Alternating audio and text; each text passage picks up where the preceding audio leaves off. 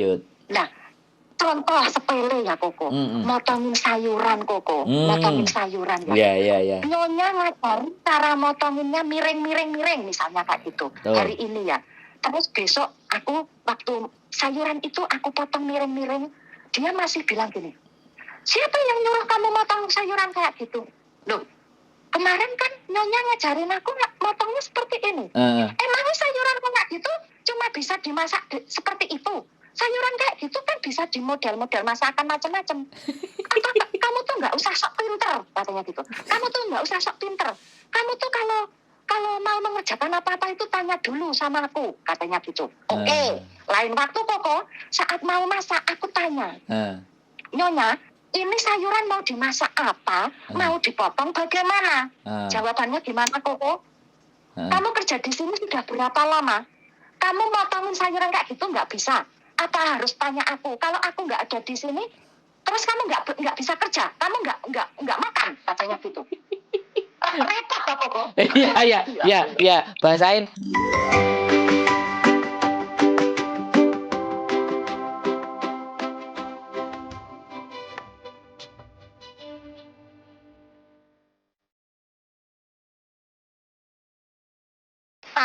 Akhirnya mereka marah. Ya saya berpikir banyak seperti itu Koko, panjang lebar seperti itu. Akhirnya saya telan kembali. Tapi di situ ternyata apa Koko? Semua yang saya tahan, saya apa itu ternyata membuat memberikan hasil. Jiwa saya itu sakit Koko. Saya waktu itu sampai masuk rumah sakit 2 kali. Waduh. Itu iya, yang pertama aku divonis gejala ginjal. Masuk rumah sakit 3 hari, setelah di rumah sakit dicek-cek saya sehat, nggak ada penyakit apa-apa. Pulang. Baru di rumah 2 bulan, masuk rumah sakit lagi, saya itu divonis kayak jantung, asma, pokoknya penyakit dalam-dalam itu toh Koko. Itu karena apa? Yang masuk rumah sakit kedua kali itu saya sudah seperti orang stres yang depresi berat. Karena saya setiap ada dering telepon kok di situ tertulis Nyonya Dadai kayak gitu. Saya itu sudah ketakutan mengkeret. Dan itu baru lihat tulisannya saja, majikan saya telepon saya. Jadi ketakutan yang bertahun-tahun saya pendam, tekanan batin saya simpan sendiri, saya nggak berani sampaikan ke majikan seperti itu. Jadi penyakit buat saya depresi berat waktu itu Koko. Di rumah sakit itu sampai dokter, suster itu ngelus-ngelus kepala saya hanya memberikan ketenangan, kenyamanan ke jiwa saya. Terus hal itu sama dokter disampaikan ke majikan saya yang ngeceng saya kan anaknya Nyonya, yang ngeceng saya anaknya Nyonya. Terus disampaikan kalau ini cecemu itu nggak ada penyakit apa-apa, dia sehat. Cuma dia depresi berat. Ada sesuatu yang dia simpan sendiri, yang dia akhirnya menjadikan dia seperti itu. Akhirnya majikan saya itu bertanya pelan-pelan ke saya, kamu ada apa Cece? Coba kamu ngomong ke saya. Akhirnya saya cerita pelan-pelan ke dia, intinya ya masalah mamanya dia itu yang aku anggap Nyonya itu kan. Selama ini aku diem, ciuce, gini. Oh iya, aku paham Cece, oke. Kamu tenangkan pikirmu, kamu kerja seperti biasa, nanti masalah mamaku biar aku sama adik-adikku yang urus, seperti itu. Tapi benar Koko, setelah semua bisa aku luapkan ke majikanku, lega rasanya Koko. Dan setelah itu Koko mau tahu ya Koko, dulu aku yang badanku kurus kering, sekarang aku bisa seger gemukan karena udah plong gitu loh Kok. Dan sekarang aku bisa menjalani pekerjaanku enjoy seperti itu, meskipun sinyonya masih kadang kala ya masih seperti itu, sudah tak anggap itu kebiasaan orang tua ya dimanapun samalah, pikirku seperti itu Koko. Tapi alhamdulillah semuanya bisa berubah lebih baik, terutama untuk diri saya sendiri sih, saya merasa seperti itu. Kalau masalah majikan, setelah saya menyimak video-videonya Miss Yuni sama Koko, agensi Bandung itu hanya yang membuat saya ternyata alhamdulillah aku mengalami perlakuan seperti ini, omongan seperti ini. Ternyata cece-cece di luar sana masih banyak yang lebih parah daripada yang saya terima seperti itu. Padahal udah sakit ya? Udah masuk rumah sakit padahal ya? Itu benar-benar depresi berat saya Koko. Udah setiap ketemu orang juga udah ketakutan itu. Cuma kan memang saya orangnya nggak terus saya di sini juga nggak banyak teman, jadinya kan mungkin nggak ada teman, ya akhirnya ya mungkin mengepost saya seperti itu, jadinya orang luar nggak ada yang tahu. Cuma paling sebagian 1-2 teman terdekat saya yang sering saya ajak curhat, sharing seperti itu yang tahu seperti itu. Bahkan keadaan saya yang sudah sampai seperti itu, saya nggak ngomong ke keluarga saya di Indonesia Koko. Saya nggak ngomong. Tapi ya alhamdulillah lah, meskipun ya itu kembalinya lagi ya Koko, kalau di luar sana kadang ada banyak lah cece-cece yang bercerita juga kesuksesan mereka dengan yang punya ini itu. Ya siapa sih yang nggak kepengen gitu ya Koko, tapi ya saya kembalinya mengukur kemampuan saya sendiri, dan lagi pula kan kebutuhan orang berbeda-beda. Itu menurut saya ya Koko. Karena kan kayak saya mungkin ya saya sendiri dengan anak kita. Saya bilang sama sampean ya. Kalau sampean nggak punya harta benda, tapi sampean bisa menyekolahkan anak sampean di taraf pendidikan yang paling tinggi menurut mereka, itu nilai aset loh.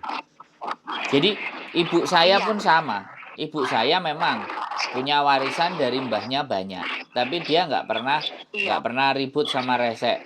Tapi dia cuma bilang, kamu mau sekolah mana? Kamu mau sekolah apa?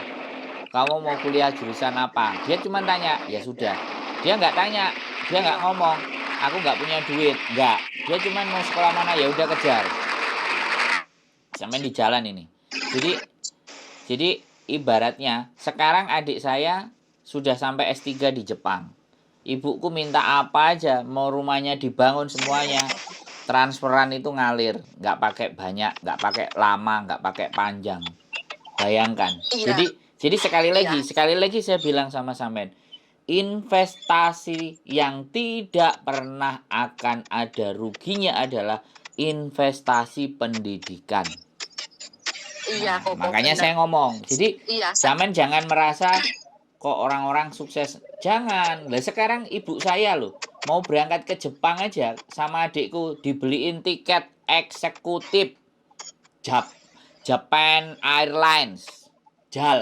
Japan Airlines eksekutif paling depan. Tiketnya 20 juta. Dibayar sama adik saya, tapi ibu saya enggak mau, bayangkan. Jadi sekali lagi saya bilang bahwa sudah, karena saya sudah mengalami masa itu gitu loh. Ketika orang tua saya dan kami berkembang dengan pendidikan kami, ya sebulan itu mau makan sate sak dobole itu bisa, makan enak sak dobole itu bisa. Akhirnya 20 tahun ibu saya menderita diabetes. Ya kan? Jadi sekali lagi saya cuman terima kasih banyak. Ini bagian dari cerita yang saya tunggu sebenarnya. Hal-hal yang seperti ini. Bertahan demi meluluskan pendidikan anaknya. Karena tidak semuanya orang mau berbagi gitu loh. Dan berbagi yang positif ini yang jarang. Yang ada negatif. Dan mereka selalu suka hal-hal yang negatif. Makanya ini yang ingin saya geser. Jadi belajarlah juga dari yang positif gitu. Jadi majikan yang ngomong A ngomong B itu kalau sampean tadi mengutarakan sendiri, sampean sendiri yang merasakan, tidak ada yang akan bilang menyangsikan. Makanya dengan harapannya sampean cerita nanti ada cerita-cerita berikutnya, sehingga nanti anak-anak yang baru datang ketika melihat ceritanya sampean yang sudah lama, oh berarti aku harus begini. Oh, jadi tidak hanya bersabar dan bersyukur, tapi paling tidak dia itu bisa memasukkan vitamin gitu loh. Kalau majikannya ruwet, bisa dipahami nggak? Iya. Nah, ada vitaminnya, ada garansinya, ada jaminannya yang sampean ceritakan tadi gitu loh.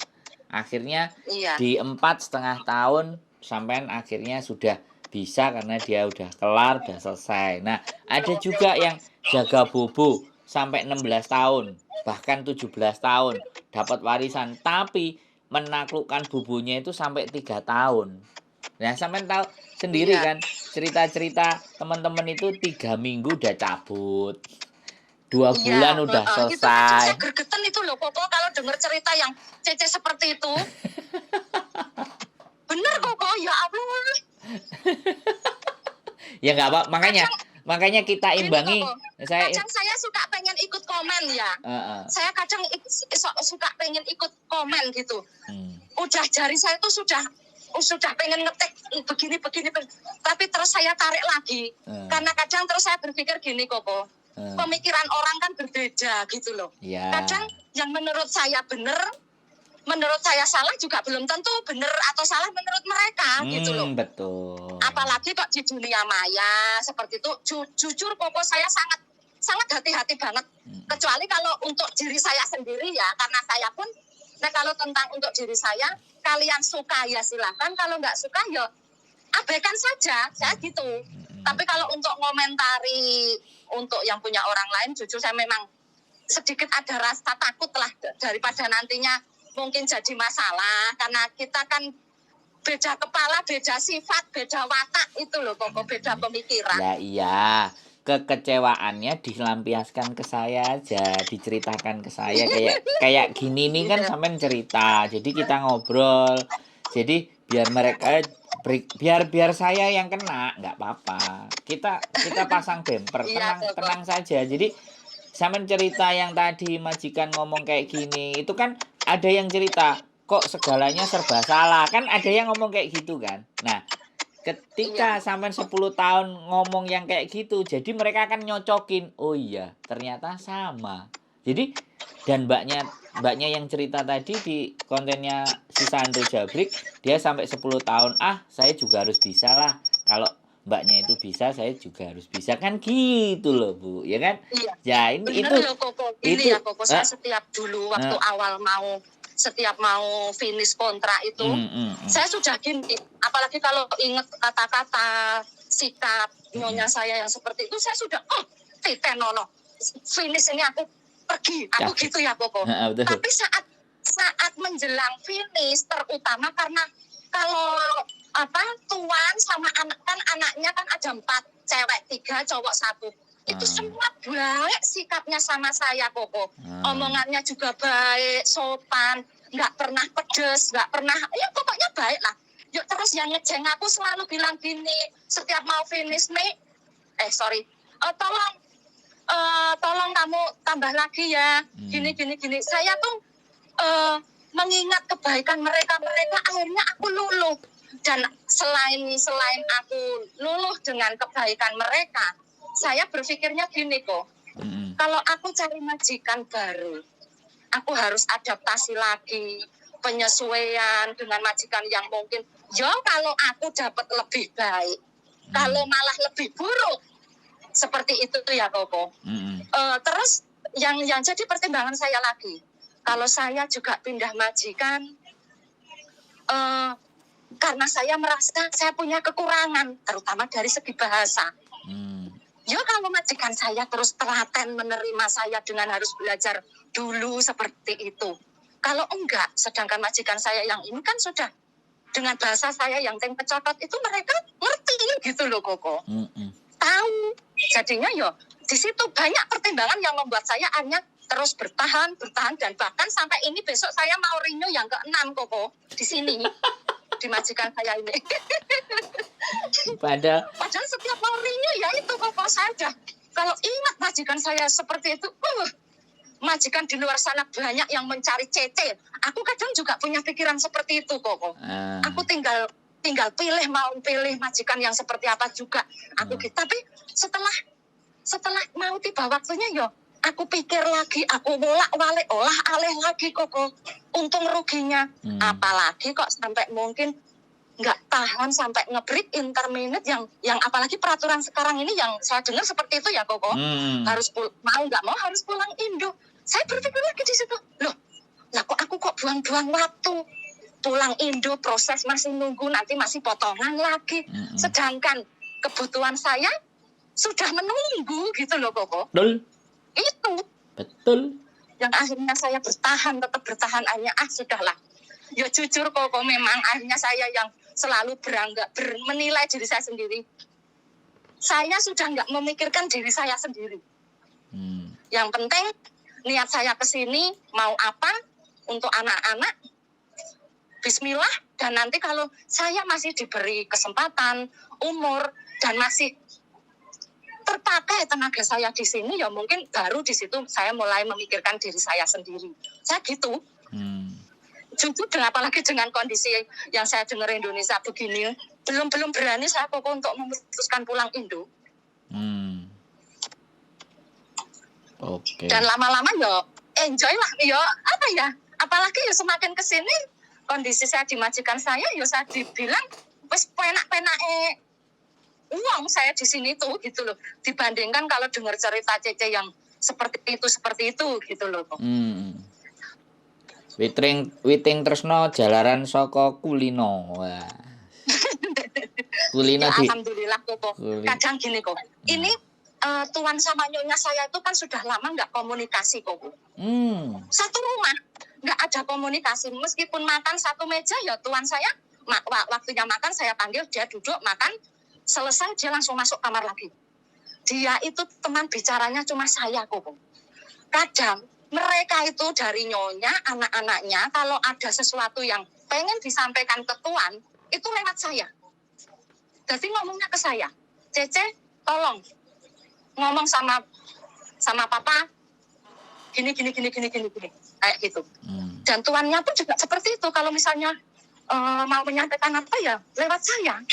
Kadang di situ ya, saya kadang jadi bingung karena kadang semua majikan itu juga beda kemauan loh, Koko. Itu juga harus dijadikan para cece-cece itu juga memang harus di posisi yang kita harus mengerti. Ya nggak usah mengeluh. Yang katanya mungkin setiap masa nyonya pengen gini, tuan pengen gini, anaknya pengen gini, terus kita kerja gimana? Ya lakukan aja sebisa kita. Ya memang menurutku sih rata-rata ya seperti itu. Kita nggak usah merasa, apalagi terus kita yang harus mengatur mereka gitu, dan supaya mungkin keinginan mereka biar sama kayak gitu. Karena kadang saya menyimak dari video-video yang saya simak itu ya, kadang kan Cece yang protes seperti itu Koko. Mereka mengeluhkan hal-hal itu juga. Jadi masalahnya sebenarnya sama kan? Iya. Luar biasa. Iya. Luar biasa. Kira-kira berapa tahun lagi nih? Kalau rencana sih Koko mau 1 kontrak ini aja. Oke. Udah. Tapi ya nggak tahu. Loh Koko, kalau mau tahu dulu awal saya memutuskan mau jadi TKW, saya pamit ke anak-anak saya, ke keluarga saya, aku cukup 1 kontrak pulang. Dulu saya seperti itu Koko. Ternyata? Tapi prakteknya ya karena akhirnya dituntut kebutuhan itu tadi Koko, 1 terselesaikan, ada lagi. Ya memang kadang orang ada yang bilang gini, ya nek nuruti duniawi nggak ada habisnya. Ya memang, tapi kan yang penting itu kita juga selektif gitu loh Koko. Maksudnya bukan hal-hal yang tidak penting atau hal-hal yang apa ya, bisa dibilang mubazir lah. Saya kan juga memprioritaskan, bukan saya tetap bertahan di sini bukan untuk mencari kesenangan saya sendiri loh. Bahkan saya mengabaikan itu semua saya di sini. Oke. Seperti itu. Mantap. Istimewa. 37 menit pelajaran berharga dari sampean.